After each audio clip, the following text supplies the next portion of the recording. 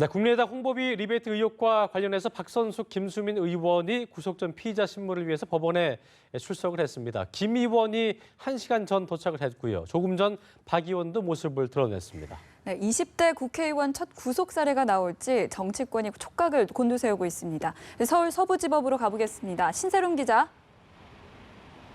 네, 박선숙, 김수민 의원의 구속 전 피의자 신문을 위해 법원에 출석했습니다. 김수민 의원이 오후 1시를 조금 앞두고 도착해 심리를 진행 중인데요.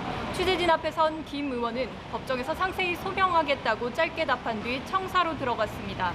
오후 2시 출석할 예정이었던 박 의원 역시 2시를 조금 앞두고 청사에 모습을 드러냈고 사법적인 절차를 통해 진실을 밝히겠다고 답했습니다.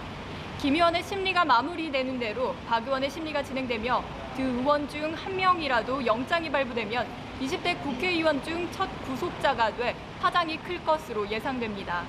지난달 28일 리베이트 수수 과정을 주도한 혐의로 왕주현 전 사무부총장을 구속한 검찰은 이후 보강 조사를 통해 두 의원의 가담 수위를 규명하는 데 역량을 집중해 왔습니다. 검찰은 두 의원의 통화 내역과 사건 관련 대화 내용 등을 통해 혐의를 소명할 진술과 증거를 확보한 것으로 알려졌습니다.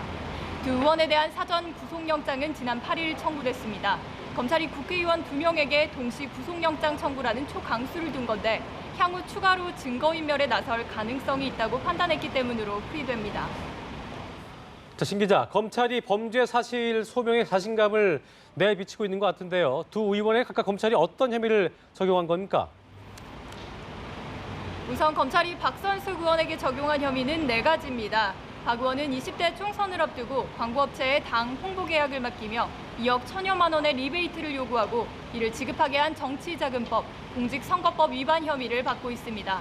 또 선거 이후 리베이트로 받은 돈 등 3억여 원을 중앙선관위에 실제 사용한 선거 비용인 것처럼 허위 청구에 1억 원을 받아냈으며 이를 은폐하기 위해 허위 계약서를 작성한 혐의도 받고 있습니다. 김 의원의 경우 선거 홍보 활동 대가로 대표로 있던 브랜드 호텔 계좌를 통해 1억 원의 리베이트를 받아 챙기고 박 의원과 왕 부총장의 정치자금 수수 범행에 가담한 혐의를 받습니다.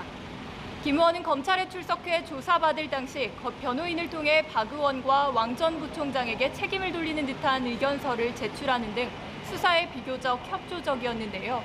그럼에도 검찰은 이번 사건에서 김 의원의 비중이 작지 않다고 판단해 구속영장을 청구한 것으로 보입니다.